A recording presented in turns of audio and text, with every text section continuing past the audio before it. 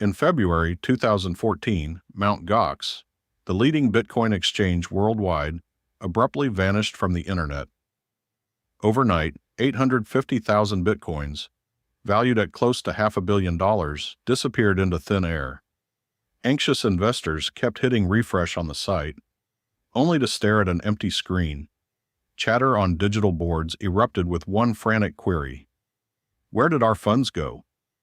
The nightmare was real. A lone cyber intrusion had nearly wiped out a whole new form of money.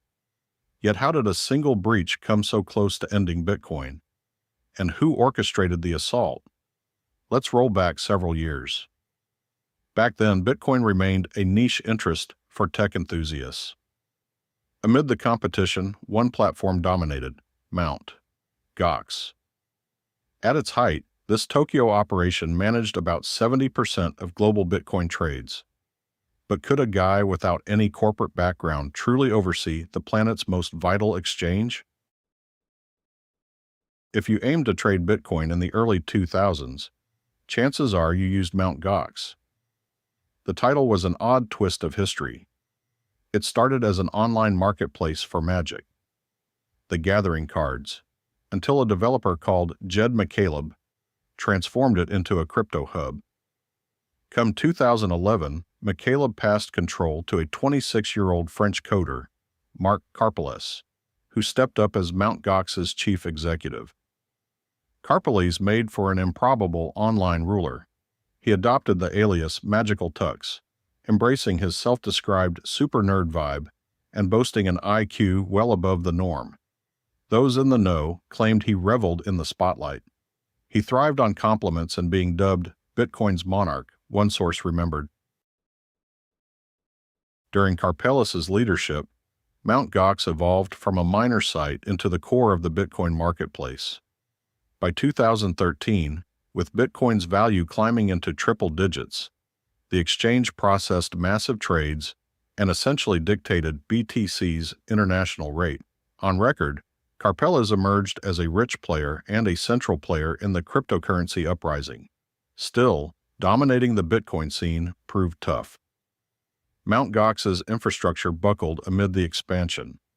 Delays in payouts and tech bugs started surfacing, sparking concerns. Then hit the initial big setback. In June 2011, Mt. Gox endured a breach that knocked it offline for several days. Hackers infiltrated the database, even tanking Bitcoin's price on the platform to just cents for a moment. Karpeles rushed to patch the vulnerability. Community helpers from the Bitcoin world even jetted to Tokyo for support.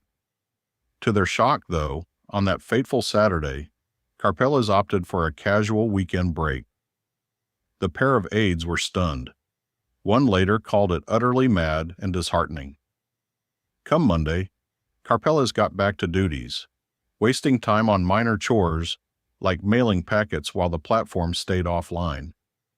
Even with the botched response to the incident, Karpeles vowed to reimburse every user loss, and he followed through. Trading fired up again soon after. Mt. Gox had just scraped by its debut cyber hit. But suppose another was already underway. Unknown to Mt. Gox's clients or its own boss, the 2011 incident had planted a hidden explosive in the system. The intruders hadn't merely disrupted service briefly. They grabbed access to Mt. Gox's Bitcoin reserves. From late 2011 onward, coins started slipping away from the exchange's hot wallets, the ones held online. It began quietly. Small amounts of BTC trickled out sporadically. No warnings triggered, so why did it fly under the radar? How does one misplace hundreds of millions without any alert? As months dragged on, the culprits got more audacious, steadily pulling out thousands extra. By the end of 2012, hundreds of thousands of BTC had been lifted directly from Mt. Gox's holdings undetected.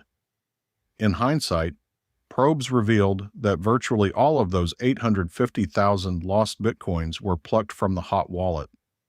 All the while, the firm was hemorrhaging gradually.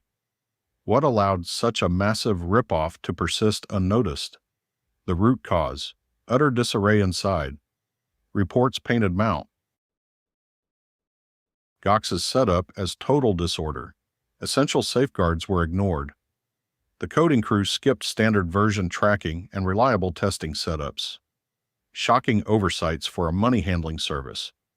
Carpelas alone greenlit code updates, so vital updates lingered for weeks awaiting his okay. An employee later labeled the software a total disaster. In that setup, persistent theft could lurk openly. Criminals drained BTC, and the ledgers missed it. Mt. Gox's tracking was too jumbled to raise flags. The exchange operated on a partial reserve basis in reality. Much of the BTC due to users was gone. Incoming funds covered outgoing requests, resembling a digital Ponzi that only a handful of executives might have guessed at. From the outside, everything seemed fine. So how close were they to the breaking point? 2013 marked Bitcoin's explosive rise.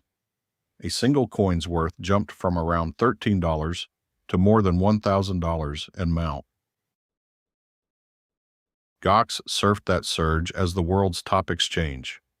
Appearances suggested thriving operations on the surface, yet escalating problems loomed, ready to topple the fragile operation.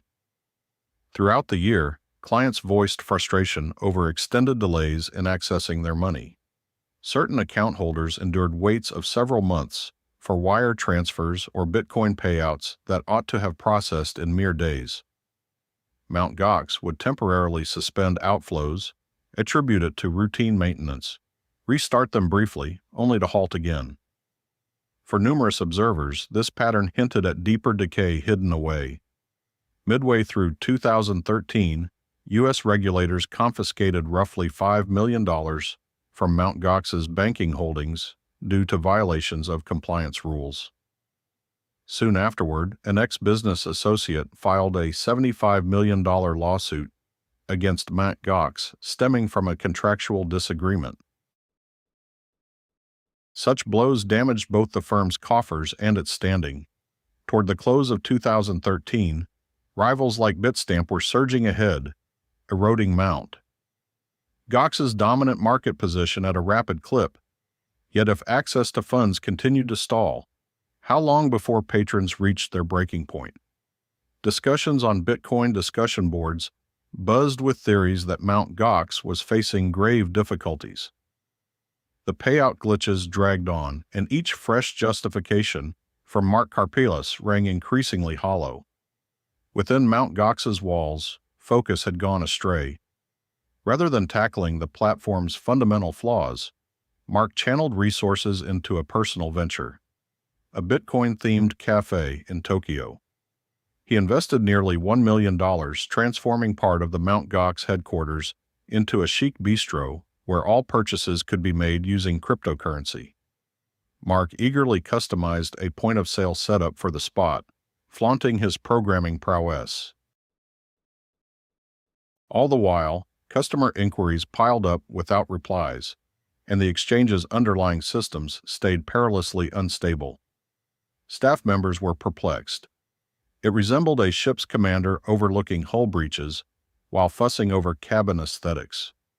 Beyond the cafe, Mark often busied himself with server repairs, network configurations, and gadget installations, seemingly avoiding the core challenges. As one internal source put it, by the start of 2014, catastrophe loomed large. Bitcoin's value had crested and begun to fluctuate, while clients grew increasingly worried about Mt. Gox's financial health. Official updates from the company dwindled. Whispers circulated that Mt. Gox was insolvent. Even so, plenty of users clung to optimism that Mark Karpelas would pull off a rescue at the 11th hour, viewing the troubles as short-lived. The red flags were unmistakable. Would the software crumble first or the trust? The unraveling kicked off in February 2014. On the 7th, Mt. Gox suddenly blocked all Bitcoin withdrawals, explaining it required a thorough audit of its infrastructure. Days later, executives delivered a startling rationale. A long-standing Bitcoin vulnerability known as transaction malleability. They asserted it let intruders tweak transfer data, bewildering the platform and prompting erroneous duplicate sends. Essentially, they pinned their predicament on Bitcoin's protocol. Industry specialists dismissed it right away. The flaw had been documented for years, and competitors had long since implemented workarounds. To critics, Mt. Gox's claim seemed like a desperate ploy. Regardless, outflows stayed locked and tension mounted. As the standoff stretched without fixes, Mt. Gox's Bitcoin valuation veered sharply from global norms. It even dipped under $100 internally, even as elsewhere it hovered over $500. This sparked a digital equivalent of a bank run. Virtual communities exploded with countless angry messages from users fearing permanent loss of their assets. The image of demonstrators outside captured the raw distress. These were everyday investors, possibly facing the evaporation of their nest eggs, now taking to Tokyo streets to demand clarity from a platform that had clammed up. In February 2014, two Mt. Gox users picketed the Tokyo office, brandishing placards saying, "Mt. Gox, are you solvent?" and "Mt. Gox, where is our money?" What had been a lively workspace turned into a hushed zone of torment. Mark Karpelès stayed out of sight, allegedly barricaded in a data center, desperately hunting for surviving bitcoins and an escape from the chaos. By February 20th, still no access to funds and no end in view, Mt. Gox released a curt announcement lacking any restart schedule. Fellow crypto firms, foreseeing the fallout, issued disclaimers separating themselves, stressing that Mt. Gox's downfall stemmed from poor oversight, not Bitcoin's design. Gossip intensified about massive losses at Mt. Gox. Then, on February 23rd, Mark Karpelès stepped down from the Bitcoin Foundation board, and Mt. Gox wiped its entire Twitter feed clean. Crisis management was in overdrive. Finally, February 24th, 2014, brought the finale. Mt. Gox ceased all trades and its site went offline, showing just an empty screen. Silence enveloped the exchange. Behind closed doors, the remaining pieces of the puzzle were grim. Users who kept hitting refresh on their screens in stunned silence faced nothing but void. Their holdings, their funds, their faith, wiped out. Right away, a confidential memo leaked onto the internet, exposing the devastating reality. Around 744,000 bitcoins had disappeared from Mt. Gox, pilfered gradually over several years even as the platform kept running. The business was bankrupt and the shortfall was impossible to conceal. That internal alert even cautioned that, without exaggeration, Bitcoin itself might collapse if word spread. In the midst of that chaos, the warning felt all too real. The next day, February 25th, Mt. Gox issued a statement announcing a temporary halt to all trades to safeguard the platform and its customers. Karpelès shared with Reuters that the firm had reached a critical juncture. Meanwhile, the broader cryptocurrency world reeled in disbelief, and Bitcoin's value plunged amid the fallout. Then, on February 28th, Mark Karpelès faced a swarm of reporters at a press event in Tokyo, offering a profound bow of remorse before confessing that Mt. Gox had lost nearly every Bitcoin it held. He disclosed that roughly 850,000 Bitcoins, valued at about $450 million back then, were gone and likely pilfered. "I'm sorry," quote 3, "not your keys, not your coins," caught on widely, warning against handing control to centralized services. This shift boosted decentralized trading venues and offline storage devices, all aimed at preventing any lone vulnerability from causing similar catastrophe. Against all odds, Bitcoin weathered the Mt. Gox storm intact.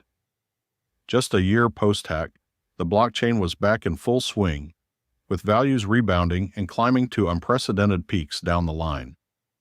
Still, The specter of Mt. Gox lingers for every seasoned crypto participant. Whenever a modern exchange faces delays in withdrawals or whispers of financial trouble, pulses quicken. Flashes of 2014 flood back unbidden. The breach schooled countless people in the perils of misplaced faith. A borderless digital money thrives only as robustly as the trusted hubs where it's bought, sold, and held. Bitcoin endured, sure. But if a single breach almost doomed it, imagine the fallout from attacks on emerging digital assets. Mt. Gox forfeited its coins, yet Silk Road parted with theirs in an utterly bizarre fashion, one of the strangest in history. For insight into such absurdity, simply watch the saga of the individual behind the $3 billion Silk Road heist.